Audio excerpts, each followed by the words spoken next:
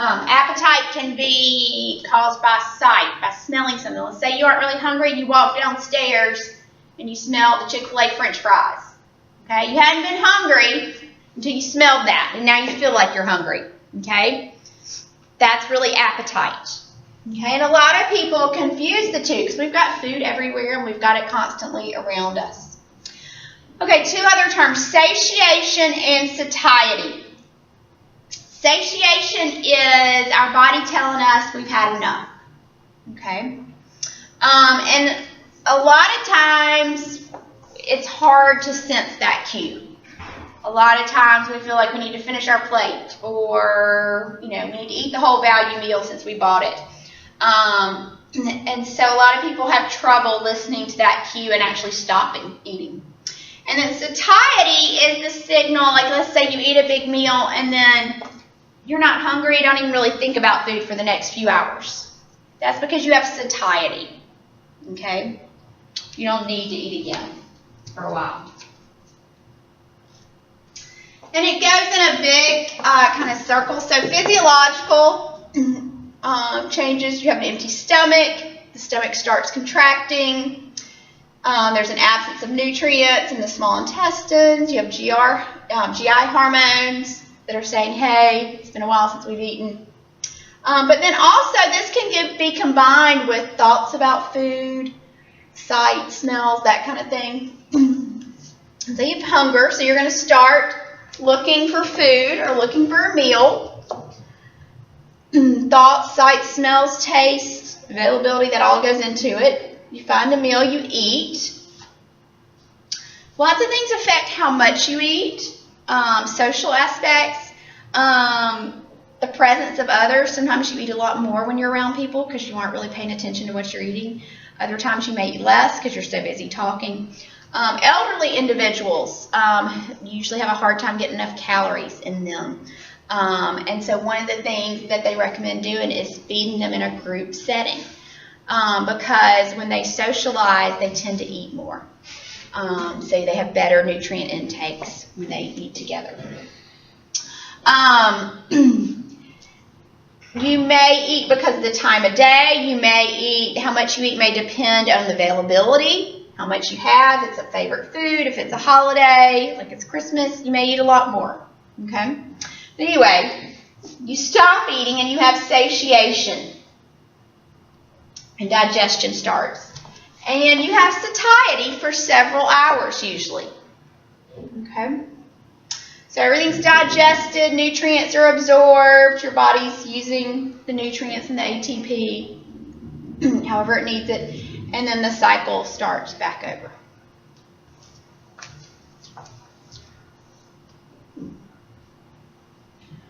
Okay, like I mentioned, a lot of people have trouble feeling hunger, and I think it's because we're around food so much. And then there's a lot of ways we can override hunger or the feelings of satiety. Stress is a good example. Okay, some people cannot eat when they're stressed. Okay, so when they're stressed, they may not even notice their hunger pains.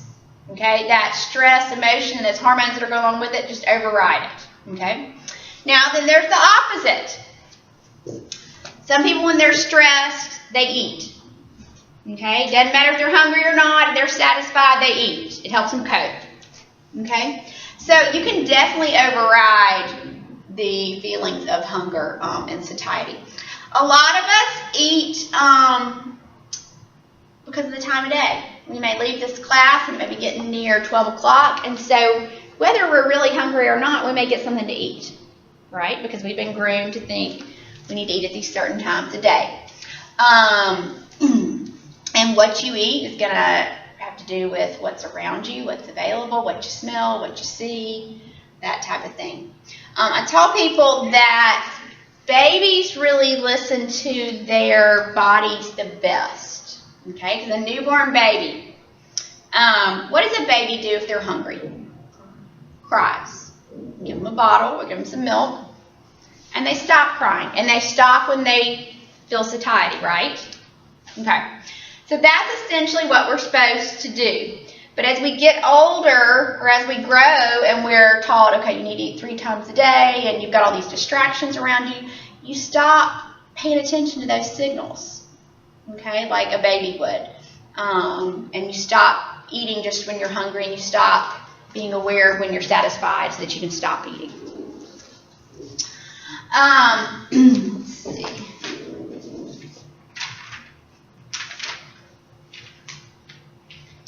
Environmental influences. This can be a lot of this. This can be the people around you. This can be talking about pesticides and organic stuff. It can be lots of different things. Cognitive can be thoughts about food, beliefs about food, ads or articles you've read about food, anything that affects what you eat. And of course, there's also disordered eating. And most of those individuals are going to override their hunger cues. Because they've got a type of disordered eating. Okay, so if you looked at protein, carbs, and fats, protein is the most satiating. High-fat foods, they give you, if you have a little high-fat food, it gives you satiety. But if you eat a lot of high-fat foods, it actually triggers you to eat more. Okay? Protein is the most satiating, so I encourage people to have a little protein at every meal and snack if you really need some satiety. Your low energy dense foods, those are your foods that are really low in calories, but you're getting a lot of nutrients from them. It's going to be things like vegetables, whole grains, fruits. They also have a lot of fiber. So usually those high fiber grains, fruits, vegetables, beans, those are going to be really good at providing satiety as well. Okay, so your hypothalamus in your brain is kind of what your control center for eating. It's going to take in messages. It's going to take in messages from your body about how much you're taking in, how frequently you take it in, how much you're burning, how much you've stored, how much glycogen you've got stored, how much you have left, how much energy you need, your cells need. It's also going to integrate messages from the GI tract, okay?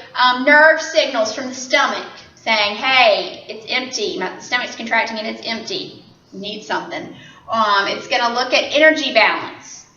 Maybe you did a long workout and your body's saying, hey, need some fuel, need to eat. So it's going to integrate all those messages coming in from the GI tract as well. Okay, so that's energy in, or the food that we take in. Let's talk about energy out. So these are all the calories that we burn each day. Energy out is referred to as thermogenesis. Basically, you're breaking down energy. You're breaking down, or the energy that's stored on your body is fat or stored in the food that you've eaten. It's going to be broken down as heat. And you're going to burn that energy. There are 3 main components of the energy equation. Okay? There's a 4th one, but that's only sometimes. So there's 3 main ones. Your basal metabolism, or your basal metabolic rate, your physical activity, and then your food consumption. This is referred to as thermic effect of food. This is the calories that you burn by digesting the food that you eat and using it. And you actually do, that takes about 10% of your total calories that you burn. So your basal metabolic rate, which is part, so if you wrote an equation and total energy burned each day, it would be basal metabolic rate or basal metabolism plus your physical activity plus your thermic effect of food. Okay? Your basal metabolism takes up about 2/3 of the energy, 60 to 70% of the energy or calories that you burn each day. This is just basically keeping your body alive, making new cells, keeping your heart beating, keeping your lungs breathing, basically just keeping your body running. Okay? It does not include any activity that you do or exercise or anything like that. Okay? And this is the majority of your energy expenditure. It's going to vary based on several factors. It's going to vary by weight. And think of, if you think of the body like a car. Let's say you have a small little car. It probably gets better gas mileage than, let's say, a big SUV, right? The small car requires less gallons per mile. Same goes for a person. If you've got a smaller body, that body's going to require fewer calories per minute, or however you want to compare it. The bigger person, just like the bigger SUV, is going to require more calories than the smaller person per minute. Lean tissue, and that's your muscle tissue, requires more energy. So adding muscle mass or lean tissue can actually increase your metabolic rate. Fat actually has a much lower metabolic rate than muscle. So people who have more lean tissue are going to have slightly higher metabolic rates.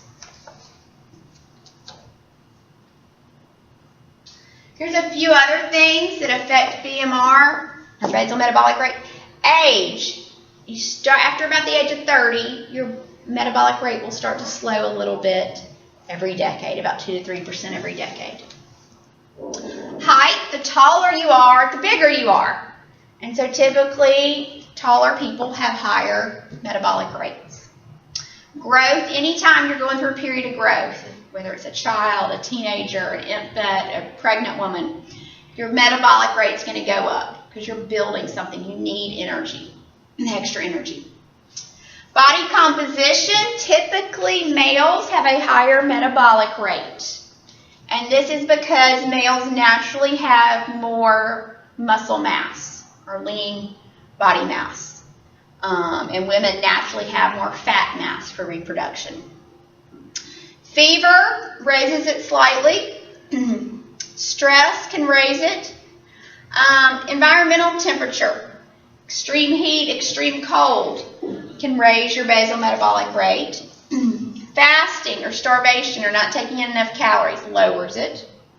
Malnutrition lowers it. Hormones. Your thyroid is the hormones that your thyroid makes control a lot of your metabolic rate. So if those are off, it can alter it. It says premenstrual hormones slightly raise the basal metabolic rate. Smoking and caffeine, nicotine and caffeine both slightly increase the metabolic rate or how many calories you burn, but it's not significant enough where it would ever cause weight loss or anything like that. And then sleep. Your basal metabolic rate goes down when you're sleeping, and that's a good thing. That's when your body rests and repairs and kind of reboots for the next day, so you want it to do that. Okay. So your total energy expenditure, we talked about the basal metabolic rate. So that's one component. That's about 2/3 of it. Then you've got physical activity. And this is really the only one that you have any control over. Okay? This is any kind of voluntary movement. So getting up out of bed, taking a shower, getting dressed, going to the gym, going to class, walking the dog. Okay? Anything that involves you moving your body is going to count as physical activity. So exercise is a type of physical activity. Does that make sense? Okay. The amount, this is going to be the most variable. It can count for as little as 10% of your total energy expenditure up to maybe 35% of your energy expenditure. It just depends on how active you are. So like I said, this is the one, really the only component you have control over. The amount of energy that you burn during physical activity is going to depend on how much muscle mass or lean body mass you have. If you have a lot of muscle mass, you're going to require more calories during that activity, or they're going to burn more. Body weight, if you're bigger, think about running down the sidewalk. If you got a 300-pound person running down the sidewalk and then a 150 person running down the sidewalk, it's going to take a lot more energy or calories to move the 300 person in it. So they're going to burn more calories. And then the activity, the frequency, the intensity, the duration, going to impact that as well. Okay, and then the thermic effect of food. This takes up about 10% of your energy expenditure. And this is the energy or calories that your body burns by breaking down, digesting the food, absorbing the nutrients, using the nutrients, breaking down maybe the glucose to ATP, storing it as glycogen, all that. And different foods, carbs, proteins, and fats, have different amounts of calories they consume. Protein has the highest amount. When you take in protein, about 20 to 30% of its calories are going to be burned just breaking that protein down. Okay? Fat has the lowest. I think it's between 1 and 5%. So fat is very easily broken down, doesn't require much energy.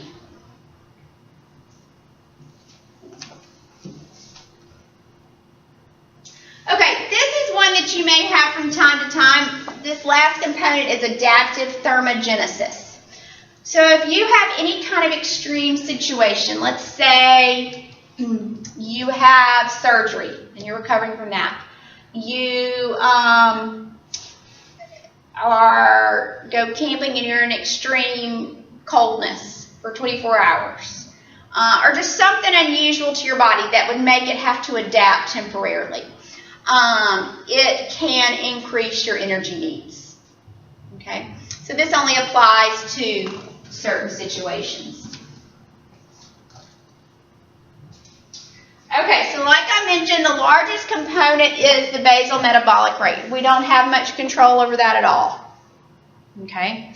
Really the only thing that we can do is exercise that can increase lean body mass or protein. Lean body mass or muscle. Because that's ultimately going to increase your metabolic rate over time. Okay? This one we have the most control over, physical activity. And then you've got the thermic effect of food.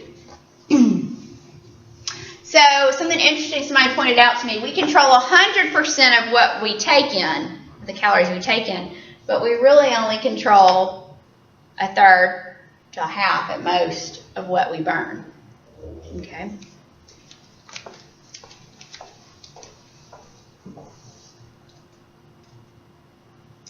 There's equations in your book to estimate your energy requirements. Surprisingly, they're fairly accurate. You'll see a box on how to estimate them. But it's going to take into account your gender, what age you are, if you're going through any growth period, physical activity, and the levels of intensity and frequency. And then it wants to know how big your body is, your height, your weight.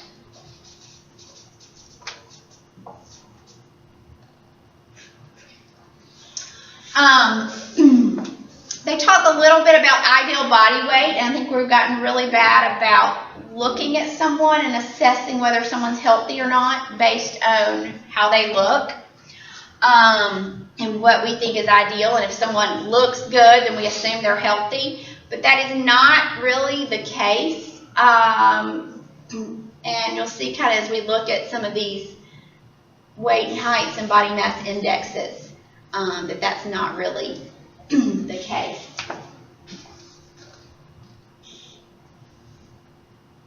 Okay, so let's talk about body mass index. This is a calculation where it compares your weight in relation to your height. Okay? If you take, I think the easiest way to do it is if you take your weight, let's say you're 150,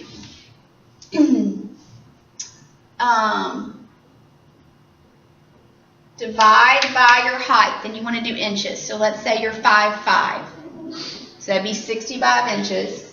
Divide by your height again, divide by 65 again, and multiply by 703. There's charts in there, but if you want to calculate it, this is the easiest way.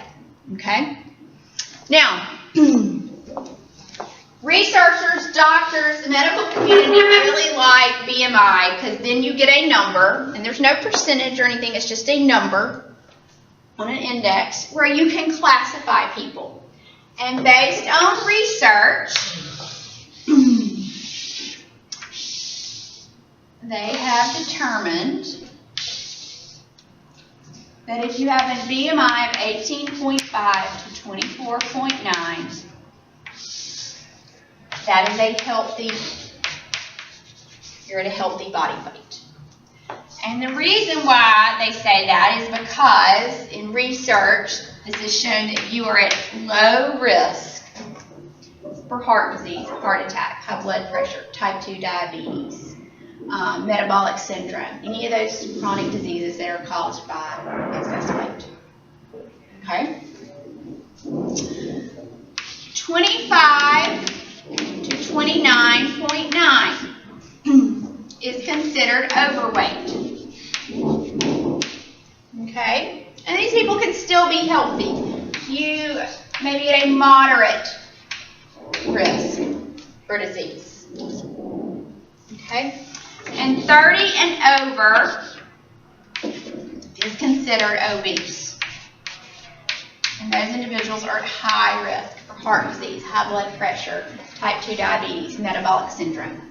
So, when you hear me or a doctor or someone refer to somebody as overweight or obese, I'm not just labeling them, I'm not trying to be mean or anything like that. It means I'm looking at the scientific definition, okay? I calculated her BMI and it's 26.5, which means she is overweight per the BMI standards, okay? Now, your BMI is less than 18.5. That's considered underweight. And that's not necessarily healthy either. Those individuals are at moderate risk for diseases, but it's different diseases than those with excess weight. It's going to be things like osteoporosis, infertility, immune system that doesn't work as well. So this is what's commonly used today. This took over the height and weight charts, which was a good thing. I don't know if you ever used a height weight chart, but usually when I did it, I just always seemed to be way above where I should be. The height and weight charts were actually developed by the insurance industry back in the 50s and 60s, so there really wasn't much scientific methods behind it. So it's good that we got rid of that. Now, what's the bad thing about body mass index? What does body mass index not take into account? Let me say this, for the majority of people, for 90 to 95% of the population, this is very accurate. Okay? But for some of the population, it's not. Athletes are going to be one of those. What is wrong with it? Or what does it not tell you for that 10 to 5% of the population? Why is it not good for them? What's missing from it?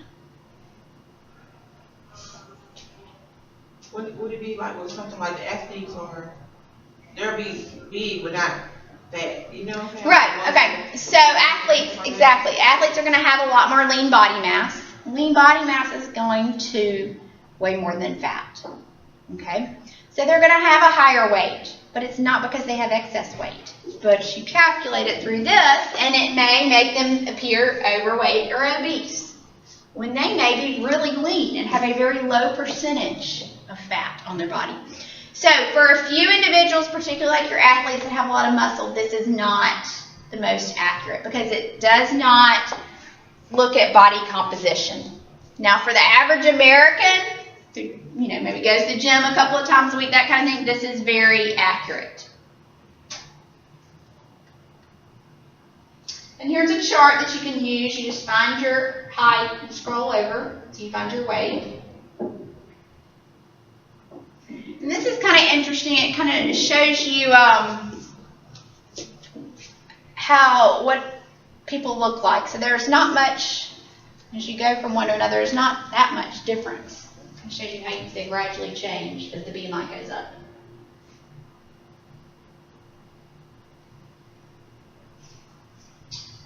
Okay, so this is the weights of Americans. And you can see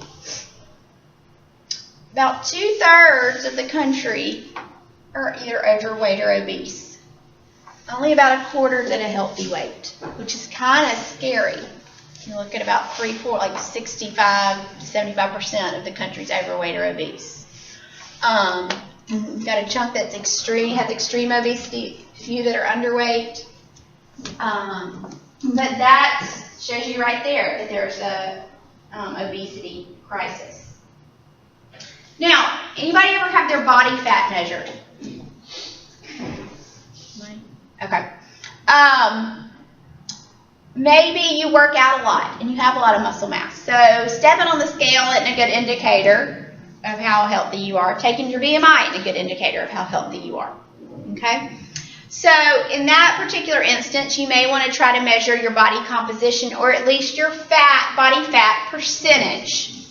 Okay? And that's what these are. So it's looking at the average male age 20 to 39.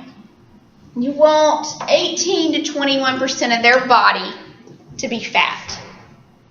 Okay? Women at that same age, you want 23 to 26% of their body to be fat, composed of fat mass. Okay, theirs is a little bit higher. They've got to have a higher percentage for the reproductive hormones in their body.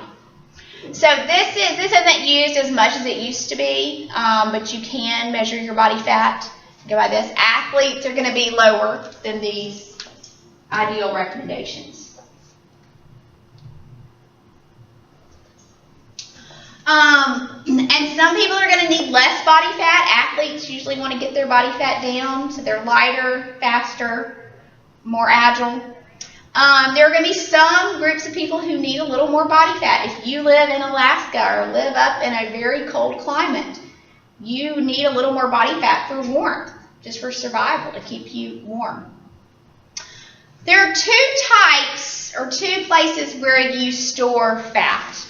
And this is one of the big things that you can have some extra fat on you. What determines how unhealthy it is, or if you're healthy or not, is where it's stored. Okay? Visceral fat is fat that's stored in the abdominal area. Think about men, looks like they have a big old beer belly. Okay? They store their fat right in the middle section. That is visceral fat. That is referred to, when you have an excess of visceral fat, that's referred to as central obesity. Okay? And this picture shows the visceral fat. The visceral fat's in yellow. Those are the fat cells. This isn't a healthy weight individual. This is someone with excessive visceral or abdominal fat. And you can see it's all around. This is where all your major organs are. So that fat is crowding all your major organs in your body. Now, the other type of fat is fat, typically you see it more in females, not always though. It's fat in the lower part of the body, in the thighs and the hips and behind. That's referred to as subcutaneous fat. And a lot of times you hear people call the body shape, whether they store visceral fat or subcutaneous fat, but a lot of times you'll hear people who store fat in the abdominal area as apple-shaped, and women a lot of times you hear referred to as pear-shaped because they usually have smaller upper bodies and carry more of their weight in the lower half. Okay? Now, if you had to guess, where is it healthier to carry your fat? I think lower.